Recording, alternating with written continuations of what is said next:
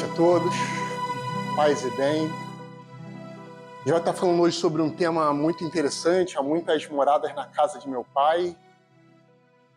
Passa pela ciência, passa pelo pensamento, passa pelo Cristo Jesus, os seus conhecimentos que ele compartilha conosco, que foram imortalizados.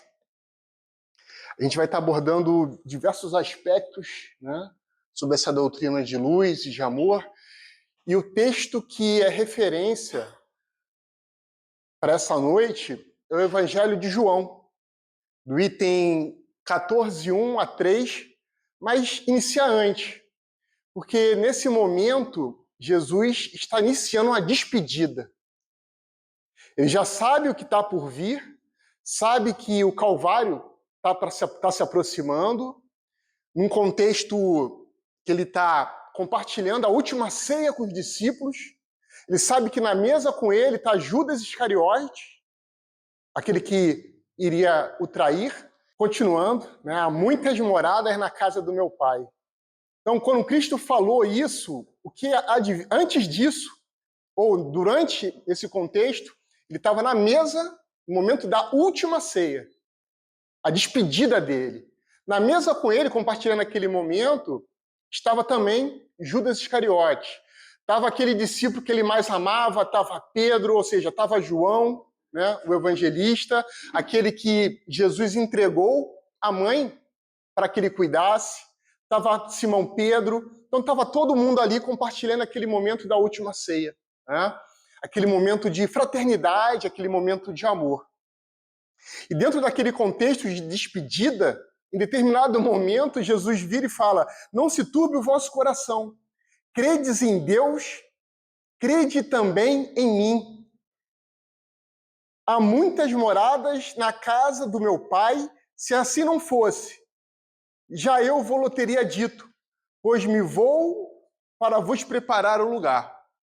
Então, esse era o contexto, né? Esse era o contexto que Jesus, naquele momento, ele se colocava num contexto de despedida e alertando os discípulos para que não se permitissem cair em perturbação tal que poderia paralisá-los, porque Jesus tinha um propósito para aquele grupo, né? Para aqueles 12, e mais na frente seriam mais 72, eles precisavam levar a palavra, divulgar o evangelho, divulgar esse ensinamento que foi imortalizado e hoje a gente está aqui compartilhando. Então, aqueles 12, logo no início, né, diante daquele momento, ele alerta que não se turbe o vosso coração. Eles não tinham clareza do que estava por vir. Pedro, em determinado momento, vira para o Cristo e fala que daria vida por ele. E o Cristo vira para Pedro e fala: antes que o galo cante, você vai me negar 3 vezes. Então, esse era o cenário, né? Um cenário de forte emoção, né? Eles não sabiam o que estava por vir, mas o Cristo, naquele momento, estava se despedindo deles, né? Então, existia um forte clima de emoção. Em determinado momento, Cristo fala que um daqueles iria traí-lo, aquele que ele iria compartilhar um pão umedecido. Então, esse era o cenário, né? Esse era o cenário, um cenário de despedida, um cenário de adeus. E ele alertando para os momentos de dor, os momentos de transição, os momentos de sacrifício, de perda, para a gente não permitir que o nosso coração se turbe, se perturbe, que a gente não perca a nossa serenidade, não perca o nosso equilíbrio. Nesse momento de perturbação e de desequilíbrio, de medo, o que o Cristo fazia? Ele se retirava para orar.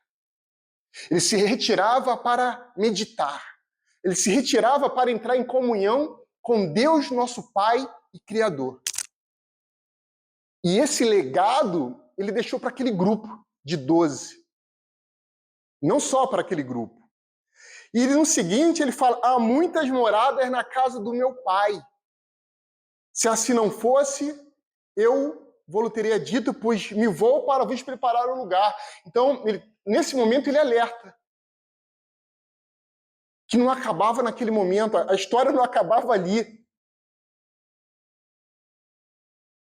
Aquele momento era importante, era um momento de transição, era um momento de ruptura com o contexto existente, mas que ele ia na frente preparar toda uma ambientação para recebê-los posteriormente. E a partir daí começa, né, o conteúdo dessa noite, com essa ambientação, né? E na sequência, no conceito de há muitas moradas na casa do Pai, no contexto da doutrina espírita, a casa do Pai é o universo. No contexto da doutrina espírita, a casa do Pai é o universo composto por mais de 100 bilhões de galáxias. Galáxias com bilhões de planetas. Nós estamos inseridos na Via Láctea. E o universo, com suas galáxias, com suas constelações, com os milhares e milhares de planetas, muitos deles, né, uma parcela significativa, possui água, ou seja, tem potencial de ser habitável. E nesse contexto da doutrina espírita, o Livro dos Espíritos, na questão de número 27, traz a Trindade Universal para a gente. Ou seja, matéria, espírito e Deus. Né? A Trindade Universal, na questão 27 do Livro dos Espíritos, há então dois elementos gerais do universo: a matéria e o espírito. Kardec perguntando. Sim, e acima de tudo, o Criador, o Pai de todas as coisas. Deus, espírito e matéria constituem um princípio de tudo, o que existe, a Trindade Universal. E entre o espírito e matéria, uma matéria quintessenciada, existe o fluido universal, fluido cósmico universal. E o universo, os planetas, estrelas, estão todos, inclusive nós, nesse momento, mergulhados nele. No fluido cósmico universal.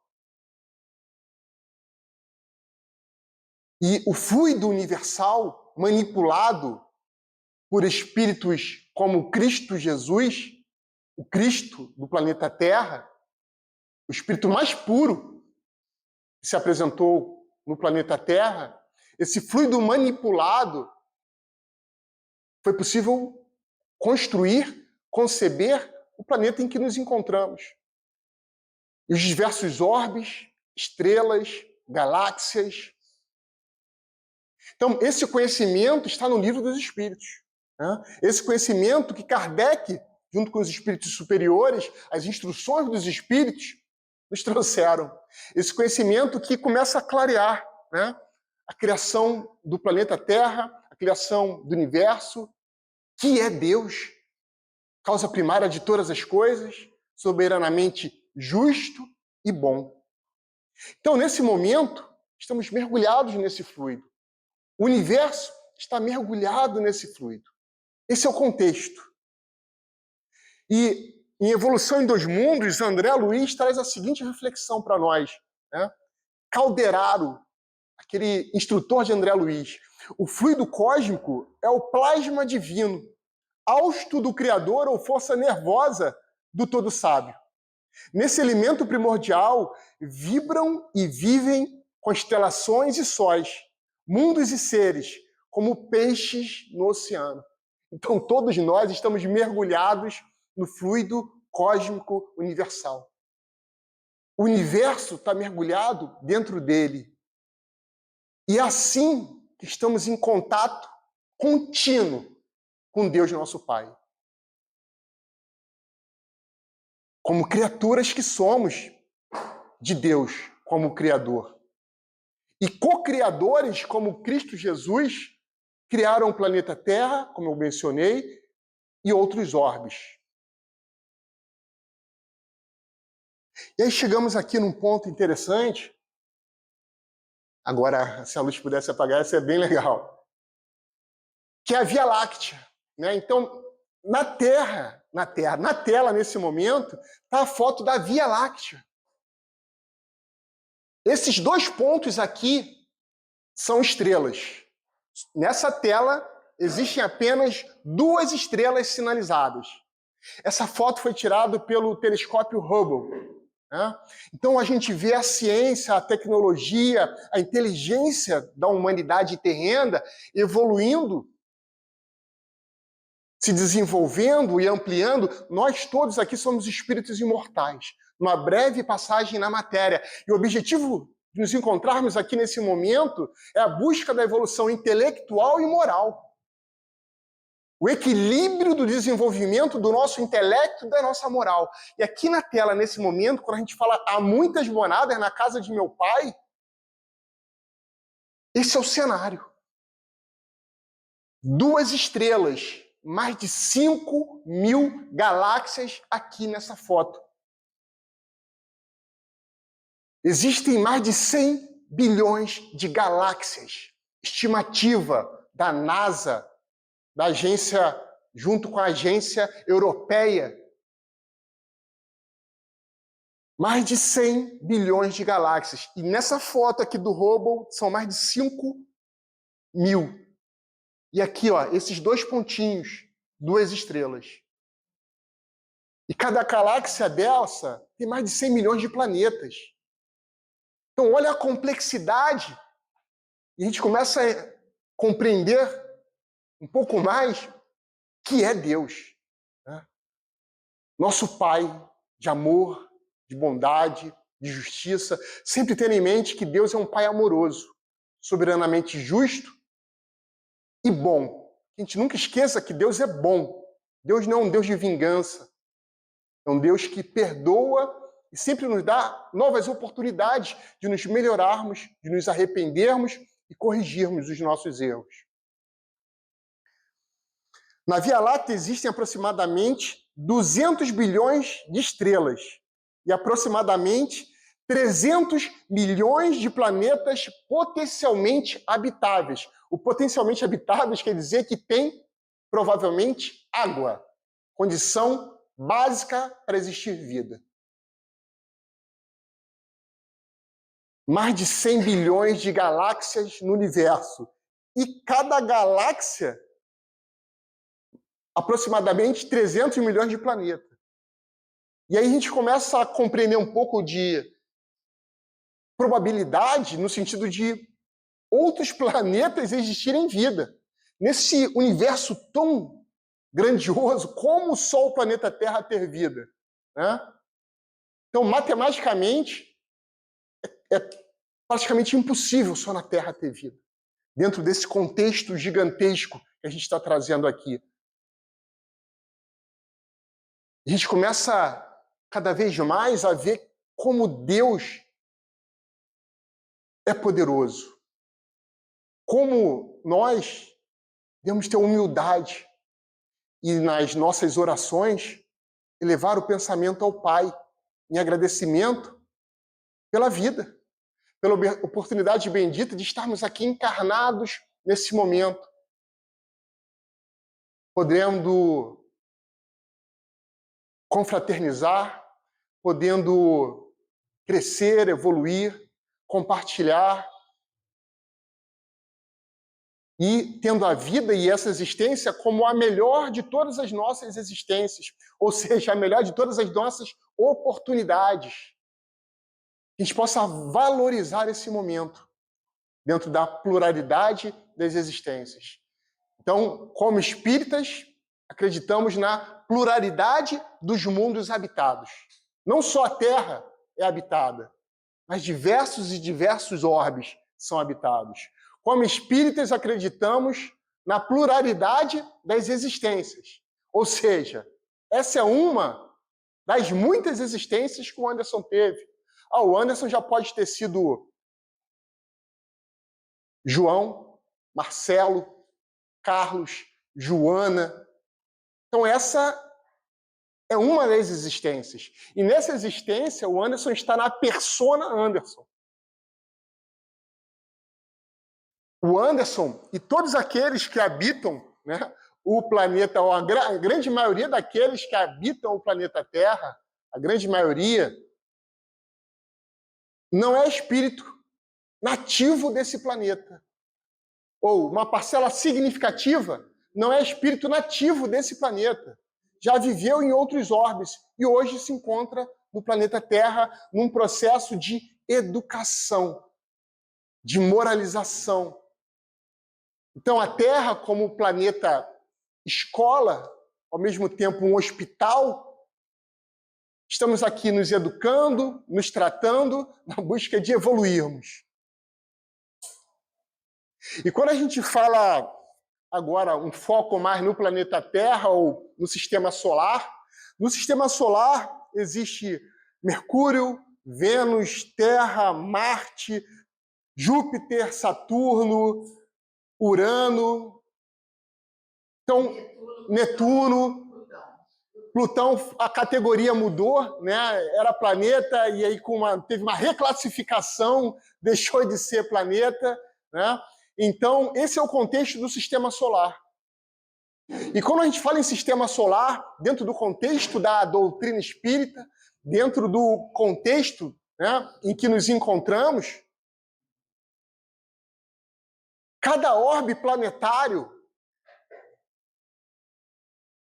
tem um grupo de espíritos ali, habitando. E a gente vê a escala espírita. Né? Kardec nos apresentou no Livro dos Espíritos, na questão número 100, a escala espírita. Uma gradação que mede a moralidade e o intelecto dos espíritos. Primeira ordem, segunda ordem, terceira ordem.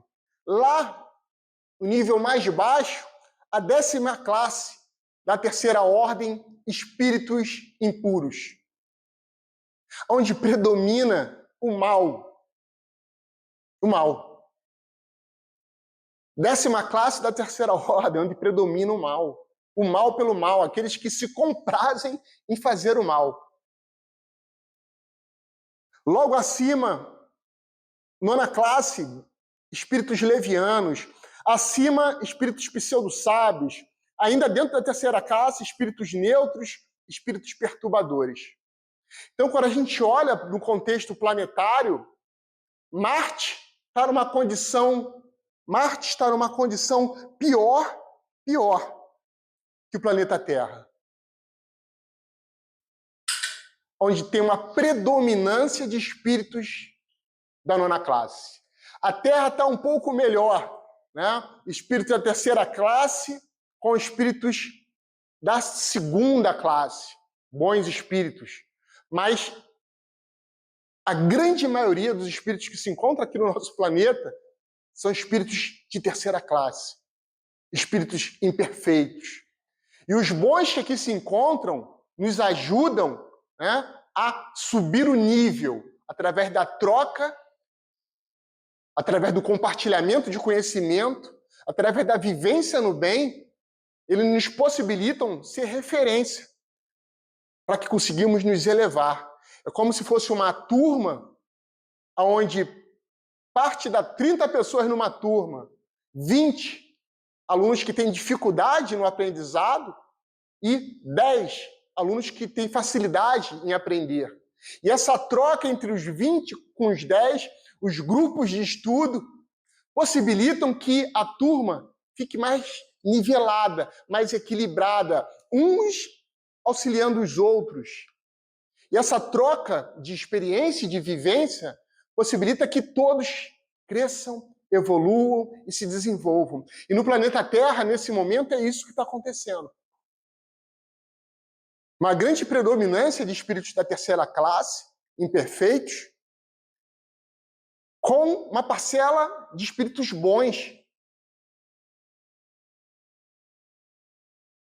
E com isso, estamos num momento de transição. De mundo de provas e expiações para mundo de regeneração. E esse é o processo que nos encontramos nesse momento. Diversas obras trazendo esse relato, como No Mundo de Regeneração, de Divaldo Franco, psicografada, né? É o espírito Manuel Filomeno de Miranda, e vem abordando isso. Outra obra de Divaldo, Transição Planetária, também abordando essa temática.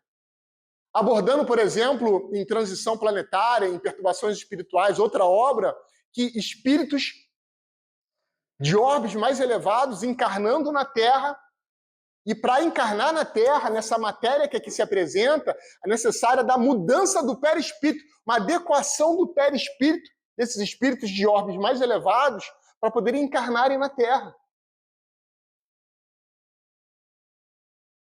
Para aqui na Terra encarnados, serem espíritos, por exemplo, missionários.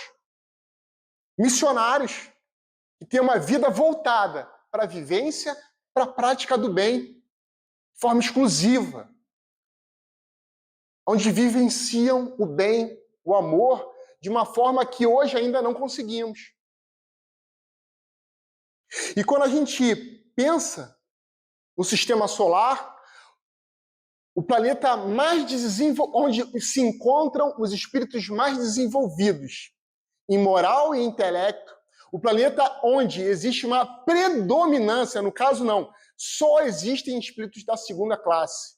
Dentro da segunda classe, tem gradações, mas esse planeta só tem espíritos da segunda classe. Isso segundo a Revista Espírita de 1858. De agosto, março de 1858, que vem trazendo relatos sobre Júpiter. Descrevendo Júpiter, né? Com uma série de detalhes. Já voltou a imagem aqui. Opa! E aqui eu trago aqui a escala espírita, né? Questão número 100 do Livro dos Espíritos. Aqui na base, espíritos impuros, onde o mal predomina.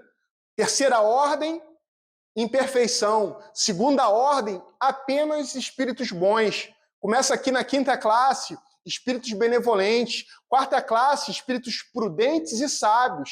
Terceira classe, espíritos de sabedoria. Segunda classe, espíritos superiores. Primeira classe aqui, espíritos puros. Daqui para cima, também tem gradações. O Cristo Jesus é o mais puro de todos aqueles que a gente tem a oportunidade de ter notícias aqui no planeta Terra. Então essa é a escala espírita. E quando a gente olha para os planetas, a composição dos planetas reflete essa escala. Então quando a gente fala em Júpiter, só espíritos de segunda ordem, bons espíritos. Quando a gente fala no planeta Terra, uma maioria de espíritos da terceira ordem, como uma parcela de espíritos da segunda ordem, espíritos benevolentes, alguns prudentes e sábios. Quando a gente fala em outros planetas do orbe, por exemplo, aqui, voltando. Pessoal, tudo que eu estou falando aqui está na Revista Espírita, né, de 1858, aonde um médium incorpora um espírito que esteve encarnado na Terra, mas estava encarnado, no momento que ele recebeu a comunicação, em Júpiter, onde só existem espíritos bons. E em determinado momento, Kardec questiona, né, se é possível sair da Terra e ir direto para Júpiter, sem passar, por exemplo, por Mercúrio, sem passar por Urano, Saturno, que estão numa condição onde existe uma quantidade relativa, superior à Terra, de espíritos de segunda ordem.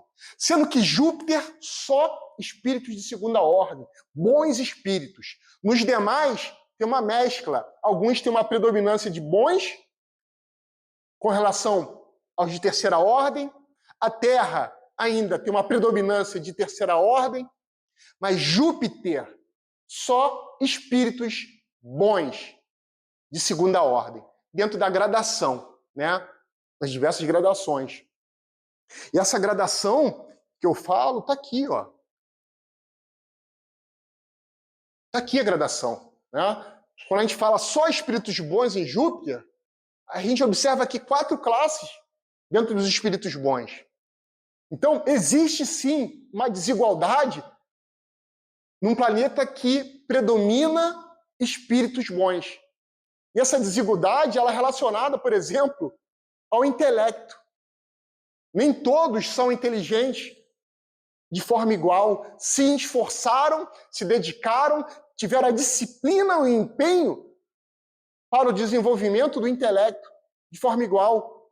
Então, aqueles que se esforçaram mais, se empenharam mais, tiveram mais disciplina, mais entrega no contexto do bem, do amor, da paz, do desenvolvimento, do progresso em prol da coletividade, eles vão galgando novos patamares no contexto do intelecto e da moral, que reflete aqui a escala espírita.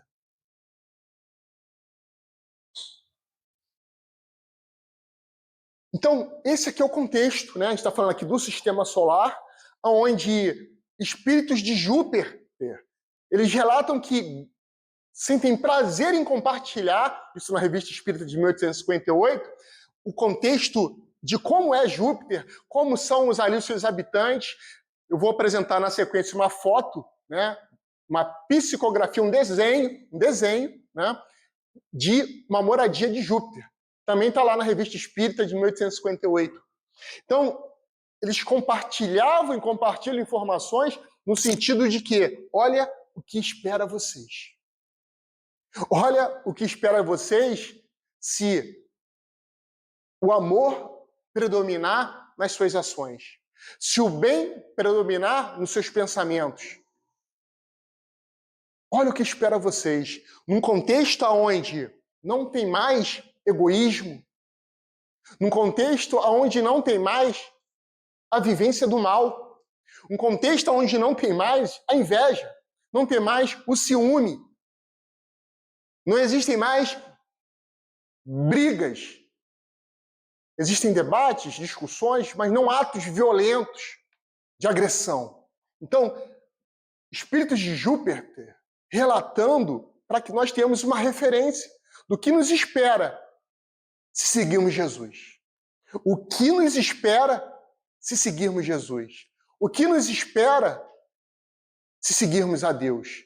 O que nos espera se pautarmos a nossa conduta pelo jugo do Cristo? Qual o jugo do Cristo Jesus? Meu jugo é leve, meu fardo é suave. O jugo e o fardo, o amor e a caridade. O amor e a caridade. Essa é a proposta de Jesus para nós. O amor e a caridade. A gente não só falar, mas viver o amor e a caridade. E é isso que nos espera.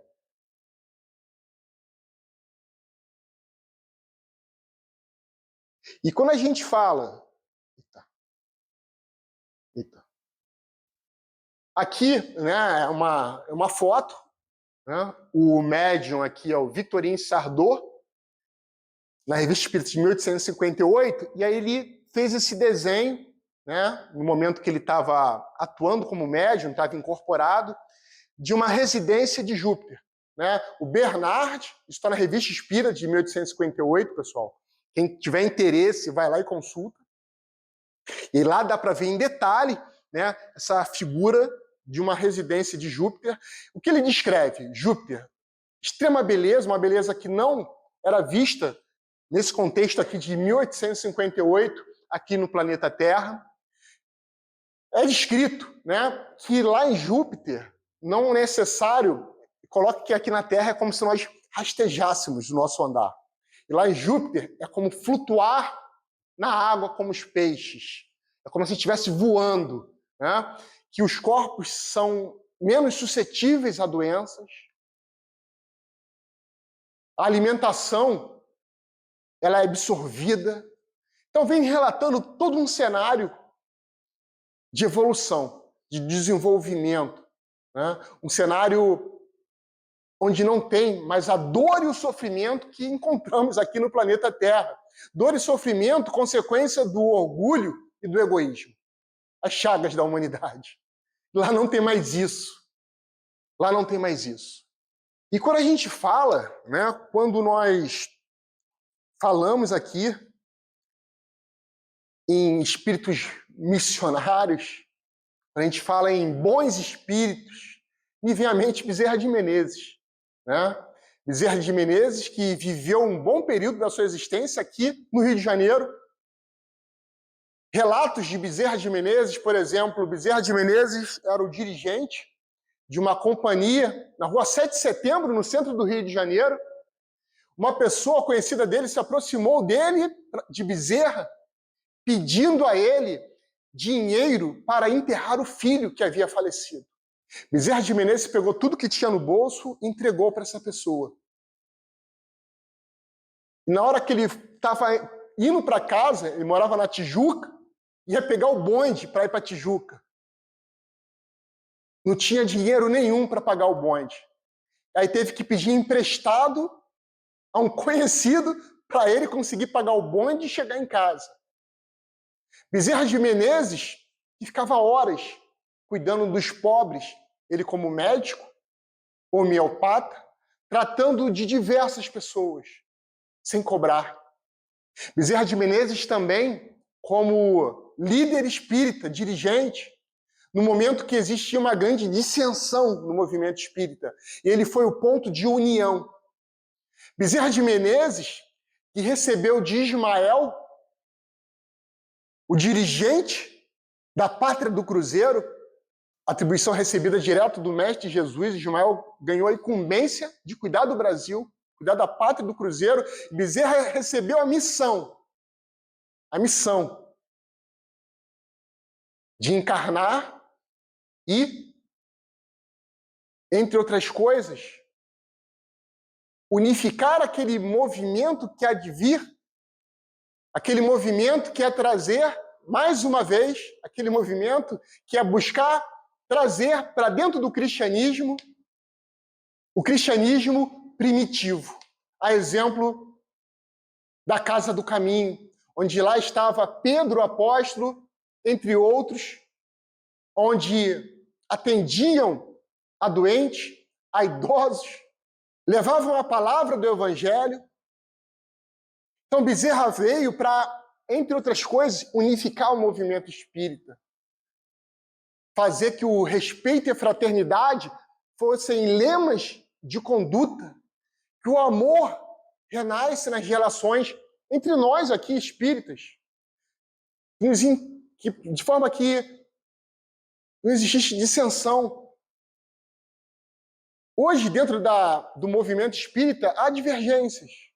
Por vezes, nesses dias eu estava vendo um relato de uma médium, não vou falar o nome dela aqui, mas no momento de desabafo dela, ela falando sobre o momento de dissensão. Então, Bezerra veio para poder unificar o movimento e para que o espiritismo se desenvolvesse, crescesse, ampliasse, não só no Brasil, mas pelo mundo. Hoje temos diversos brasileiros pelo mundo levando a doutrina. Nos Estados Unidos, tem um Conselho Espírita Internacional, onde atende grande parcela da Europa. Centros espíritas na Áustria, França, Bélgica, pelo mundo todo. E a grande maioria são brasileiros lá, dirigentes dessas instituições. E Bezerra teve papel fundamental no que a gente está vivendo hoje. Bezerra de Menezes, como unificador do movimento espírita. Então, o Bezerra, ele morreu... Bezerra de Menezes, ele nasceu em 1831, no Ceará, e morreu em 11 de abril de 1900. 11 de abril de 1900, aqui no Rio de Janeiro. No dia 12 de abril, no dia 13 de abril, nos dias seguintes à morte de Bezerra, diversos jornais pelo país divulgaram relatos sobre quem era Bezerra, relatos sobre quem era Bezerra de Menezes. E Bezerra era o exemplo do homem de bem. Fazer o bem pelo bem, sem contar com qualquer retribuição. Bondoso, humanitário, benevolente, indulgente para com as fraquezas alheias. Em determinado momento, Bezerra de Menezes, ele tinha um farmacêutico de confiança dele. Um farmacêutico de confiança dele, que preparava os remédios homeopáticos, inclusive para o próprio Bezerra, quando estava com um mal-estar. E esse farmacêutico, de confiança do Bezerra, começou a ser denegrido. Vários médicos falando mal dele, difamando ele, esse farmacêutico. Bezerra publicou em um jornal de grande circulação na época uma nota defendendo esse farmacêutico, falando que, inclusive, ele, Bezerra, fazia uso dos remédios preparados por esse farmacêutico. Então, a história de Bezerra é uma história de luz, uma história de amor. A gente identifica em Bezerra de Menezes, através dos seus exemplos, a bondade, a benevolência, a indulgência, um verdadeiro homem de bem. E quando Bezerra desencarnou, ele foi recebido na parte espiritual por Celina, uma enviada de Maria, Mãe Santíssima.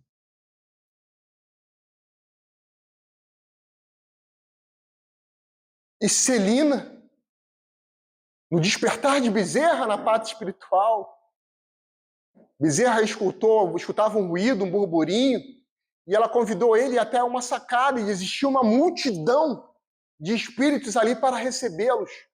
Todos aqueles que ele fez o bem, todos aqueles que ele assistiu sem esperar nada, nada em troca. Era o médico dos pobres, porque ele sempre buscou receber e acolher aqueles que nada tinham, com amor, de forma fraterna, como um excelente profissional que era. Bezerra de Menezes foi militar, médico, político. Lutou pelos escravos, foi dirigente de companhias. Então, um homem versátil, né? Um homem de muitas aptidões, de muitas habilidades, de muito saber, de muito conhecimento. E quando a gente olha para a escala espírita ali, fica, né, às vezes difícil. Onde está Bezerra aqui? Né? Onde está Bezerra? Dentro de tanta competência, diante de tanta entrega, diante de tanta dedicação. E aí tem uma frase agora, né, uma frase que está num livro Comentários Evangélicos, pelo espírito de Bezerra de Menezes, onde ele fala: harmonizai-vos inteiramente, procurai sintonizar e alcançareis maior progresso e bem-estar espirituais. Então, Bezerra nos alertando para a gente buscar a harmonia interior, a paz interior. E quando a gente fala Jesus, no seu relato, há muitas moradas na casa do Pai, o Mestre Jesus, quando traz os seus ensinamentos, ele vai do macro para o micro. E o micro somos nós, o nosso interior, o nosso cérebro, o nosso interior é uma morada também. Que a gente não pense que a morada, apenas que Jesus está trazendo para nós, há muitas moradas na casa do Pai, é só o universo, com seus diversos orbes, galáxias, estrelas, constelações, planetas, não. Nós temos uma morada interior. E quando Bezerra traz harmonizai-vos inteiramente, procurai sintonizar com as esferas mais elevadas, o harmonizar inteiramente, a gente está em harmonia com a lei de Deus, é a gente não fazer o mal, é a gente não reclamar, a gente não maldizer, a gente buscar sempre perdoar, reconciliar, demonstrar amor, afeto, compaixão, a gente buscar compreender o nosso próximo aonde ele se encontra. Por vezes a gente quer mudar o outro, mas o outro está no momento dele. A gente tem que buscar entender o momento do outro dentro do contexto que ele se encontra. É fácil, por vezes? Não é fácil. Por vezes é complexo, é difícil, é doloroso, mas esse é o caminho, por exemplo, que Bezerra seguiu. E Bezerra foi convidado por Maria Mãe Santíssima a ir para outro planeta. E ele escolheu ficar no planeta Terra enquanto houver dor e sofrimento.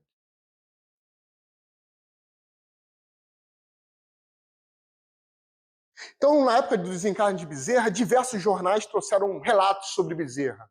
A exemplo do Jornal do Brasil, de 12 de abril de 1900. Médico e médico hábil, a sua vida foi, nos últimos tempos, um contínuo labutar em benefício da pobreza.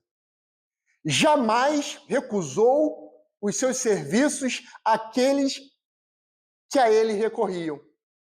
Dos pobres, nada aceitava. Dos ricos, recebia o que queriam dar-lhe. Por isso, morreu paupérrimo. Para se poder avaliar bem a grandeza da alma do Dr. Bezerra, basta expor o seguinte fato, de que temos conhecimento entre muitos outros fatos.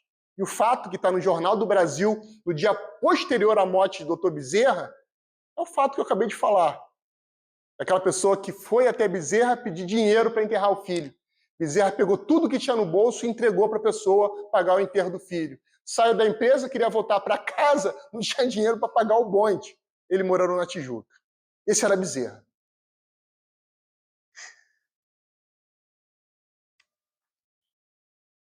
E aí chegamos aqui, né? Numa casa. Chegamos aqui numa casa. Uma casa.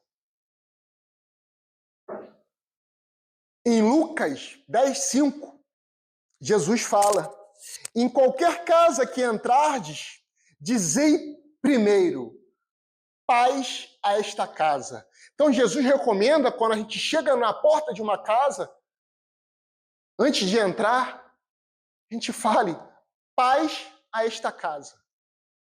Paz a esta casa.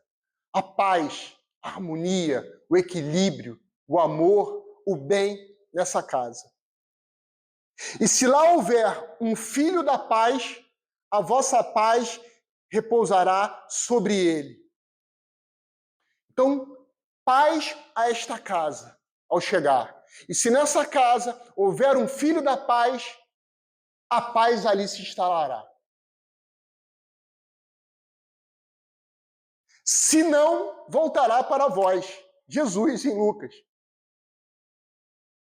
A gente chegar na casa do nosso próximo,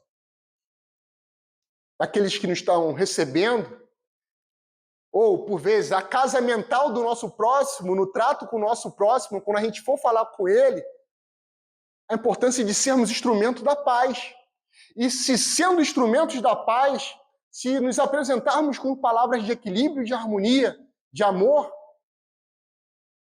e recebermos o ódio, a maledicência, o rancor, a paz que desejamos a ele voltará para nós. Um alerta de Jesus. Voltará para nós. Então, a importância da nossa postura, a importância de termos equilíbrio, harmonia e termos atitude de, ao nos aproximarmos do outro, não importa se é na casa dele ou se ele diante de mim, no meu ambiente de trabalho, no meu ambiente de estudo, no meu ambiente de lazer, no meu momento, de repente, de contemplação, de meditação, que possamos ser instrumentos da paz, do bem, do amor, que possamos expressar alegria. Alegria. E como esse gesto, e como essa atitude, essa postura, ela por vezes desconstrói o mal, ela desconstrói um cenário de rancor, ela desconstrói um sentimento de ódio, de vingança, por vezes de egoísmo, como por vezes a nossa postura de humildade e de alegria, um simples sorriso no rosto, né? Um sorriso, como desconstrói aquele que está armado, preparado para nos agredir ou agredir a outros. Emmanuel nos diz, cada criatura humana, a rigor, reside em espírito nos seus próprios pensamentos. Olha só, cada criatura humana, a rigor, reside em espírito nos seus próprios pensamentos. Então, os nossos pensamentos, nós vivemos os nossos pensamentos. residimos nos nossos pensamentos. Então, se meus pensamentos são de amor e paz, eu viverei em amor e paz. Se meus pensamentos são de dúvida, eu viverei na dúvida. Eu residirei na dúvida. Então, olha a importância do meu pensar. Pensamento é matéria. E olha a importância do pensamento criando o mundo feliz que nós almejamos. O pensamento criando, idealizando aonde nós queremos estar. Daqui a 1 minuto, amanhã, daqui a 1 mês, daqui a 1 ano, daqui a 5 anos, daqui a 10 anos, aonde eu quero estar. Então, que eu consiga visualizar o meu pensar. Quando eu pensar no futuro, que eu pense que meu futuro será melhor que o meu presente. Que eu pense que no futuro eu estarei numa condição moral, intelectual, ou até mesmo no contexto da prosperidade financeira, numa condição melhor do que hoje. Eu consiga visualizar, através dos meus pensamentos, construir um mundo melhor para mim, no meu interior.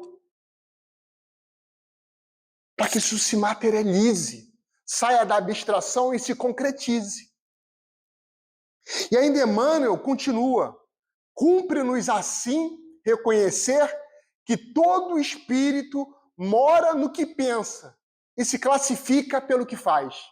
Emmanuel, cumpre-nos assim reconhecer que todo espírito mora no que pensa. Então eu moro no que eu penso. Então, dependendo do que eu penso, eu moro num contexto de dor e sofrimento desde o momento que eu acordo. Dependendo do que eu penso, eu vivo num mundo de alegria. Alegria daqueles que sentem alegria em fazer o bem, em levar a paz, em levar o amor. A boa palavra, a palavra de ânimo, a palavra que levanta o caído. Repetindo, cumpre-nos assim reconhecer que todo espírito mora no que pensa. E ele termina a frase: e se classifica pelo que faz. Então, quando fala em classificar, a gente volta para a escala espírita. Então, a minha ação, o meu agir, me classifica.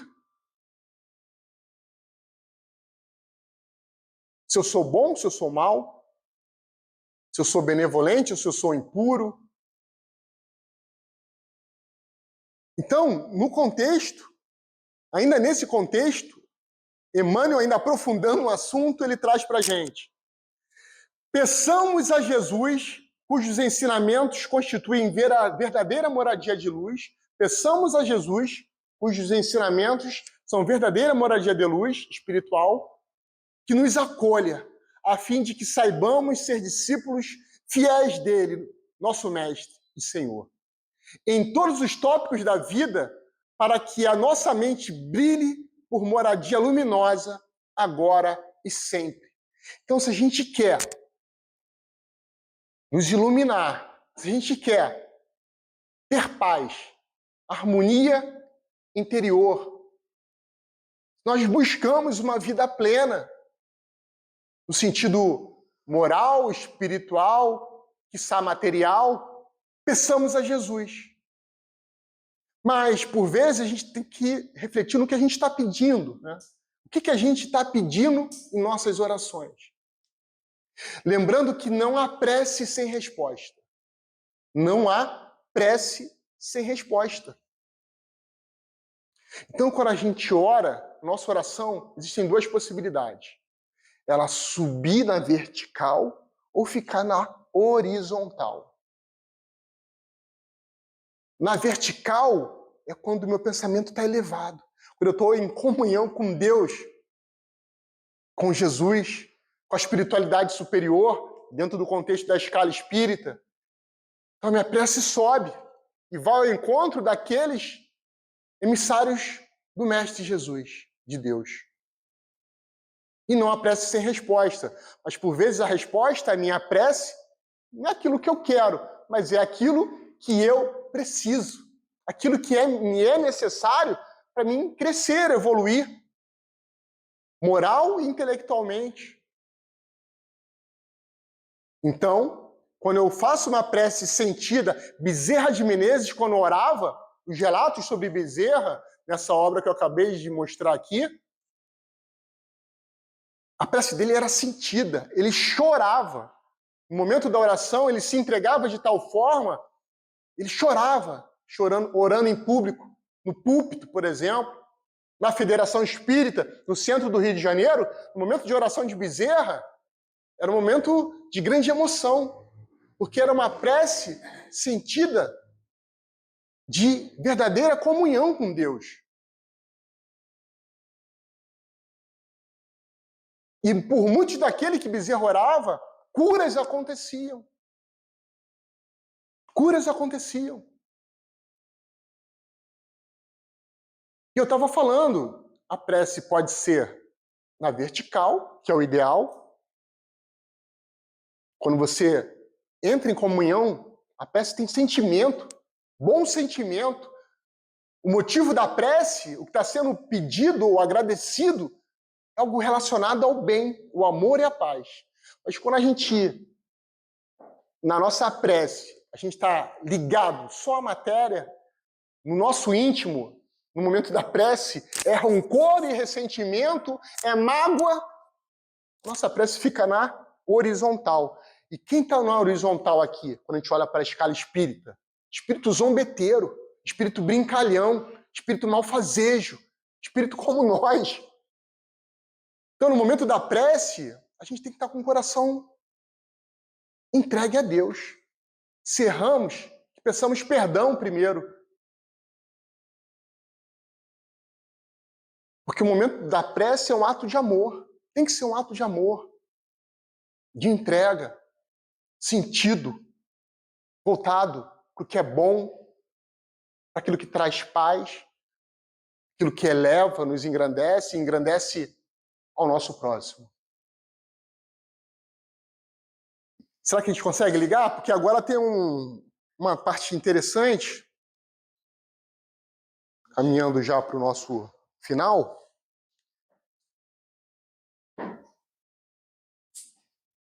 E na tela que agora, ainda no contexto da casa mental, na casa mental, né, dentro do contexto da casa mental, aqui é uma casa com 1, 2, 3 andares. O terceiro andar dessa casa é tudo aquilo que é superior, no sentido que nos eleva. Casa das noções superiores, ideal e a meta superior a ser alcançada. Tudo aquilo que eu almejo quando eu miro em Jesus. Tudo aquilo que eu busco quando olho lá, eu quero te seguir, Jesus. Né? Então, esse topo da casa é isso. É tudo aquilo que eu busco, tudo aquilo que eu almejo, tudo aquilo que me eleva, me engrandece como espírito imortal que sou, que busco a evolução. Busco literalmente vivenciar os ensinamentos do Cristo, de Deus. No segundo andar da casa é o domicílio das conquistas atuais, onde se erguem e se consolidam qualidades nobres que estão edificando. O segundo andar da casa é eu aqui, no esforço, no empenho, buscando, no labor. O primeiro andar da casa são os hábitos, residência dos hábitos e impulsos automáticos, simbolizando o resumo vivo dos serviços realizados, os meus instintos. Então, no dia a dia, por vezes, a gente pode estar preso só aqui, aos impulsos automáticos, ao instinto, às paixões. E muitos vivem só no primeiro andar. Muitos, em alguns momentos, chegam aqui no terceiro, e aí do terceiro cai para o segundo, do segundo cai para o primeiro e fica aqui no primeiro. Então, como está a minha casa mental? É uma reflexão que a gente tem que sempre fazer. Como está a minha casa mental? Né? Como é importante eu buscar viver aqui no terceiro andar. Pensamentos elevados. Na busca do meu ideal, da minha meta. E que, na medida do possível, que a minha meta seja seguir o Cristo. seguir os seus ensinamentos, ter uma vida equilibrada, harmônica, e que eu esteja empenhado, né, nessa busca, que eu tenha como propósito que as minhas crenças,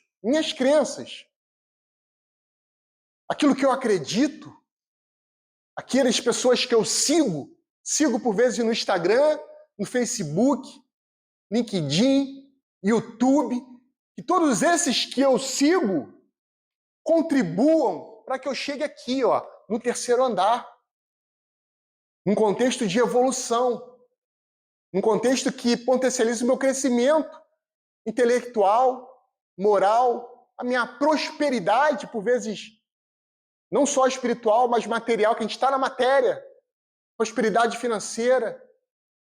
Então, a importância, né, de como está a minha casa mental. E, continuando,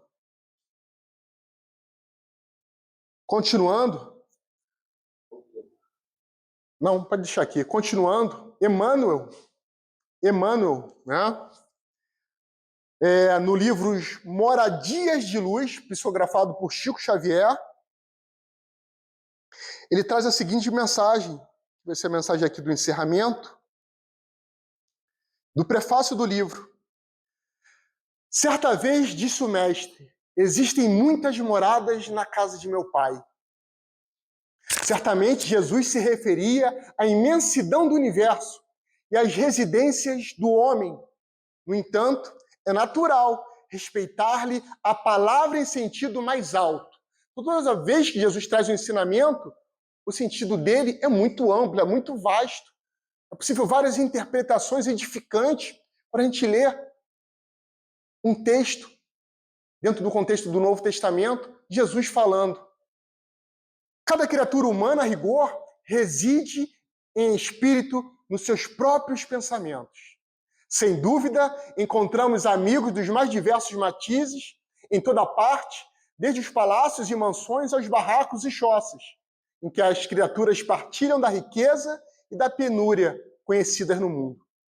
É razoável, porém, ponderar que os chamados ricos e pobres residem mentalmente no contexto das ideias que alimentam diante da vida. Então, residimos, ricos e pobres, no contexto das ideias que alimentamos. Então, muitos ricos, abastados, vivem acrisolados na tristeza, no desamparo, na depressão profunda, enquanto aqueles que por vezes nada têm, só têm o que comer, vivem uma alegria profunda, a alegria daqueles que vivenciam o amor através das ações, do pensar e das palavras. Vemos os portadores de patrimônios de ordem superior mantendo-se nas edificações cujas linhas e particularidades lhes revelam altura social e as prendas do reconforto, e notamos a multiplicidade das provações dos que se acham retidos nas mais atribuladas condições da existência. Temos os irmãos que se vestem na estamenha da pobreza material e aqueles outros que se julgam triunfadores nos ápices da cultura e da fortuna de que são detentores. Se alguns se regozijam com a posse transitória do ouro, muitos gemem sob o peso das tarefas sacrificiais. Então, pessoal, a riqueza e a pobreza não têm relação direta com ser feliz. Então, a felicidade está relacionada, sim, ao meu pensamento, aquilo que realmente eu dou valor, aquilo onde está meu coração. Lamentamos o ressentimento de numerosos companheiros segregados com privações e necessidades, embora as muitas exceções existem no assunto, e igualmente lastimamos a indiferença de muitos amigos ante o sofrimento das vítimas da penúria da vida material, como se essa penúria não existisse, reclamando de nossa parte essa ou aquela migalha de nosso socorro e solidariedade. Encontramos, pois, cada pessoa morando na casa mental dos pensamentos que irradia. Na criação do Supremo Pai existem muitas moradas e compete-nos agir e servir para que todos os moradores se unam na compreensão e no entendimento, para que a terra não mais possua gaiolas de egoísmo e cárceres de ódio, a impedirem os caminhos da evolução. A nossa integração na vitória da paz e do amor cumpre-nos, assim, reconhecer que todo espírito mora no que pensa e se classifica pelo que faz. Nesse critério, peçamos a Jesus, cujos ensinamentos constituem verdadeira moradia de luz espiritual, nos acolha, a fim de que saibamos ser discípulos fiéis dele, nosso Mestre e Senhor, em todos os tópicos da vida, para que a nossa mente brilhe por moradia luminosa, agora e sempre. Emmanuel, obrigado. Boa noite a todos.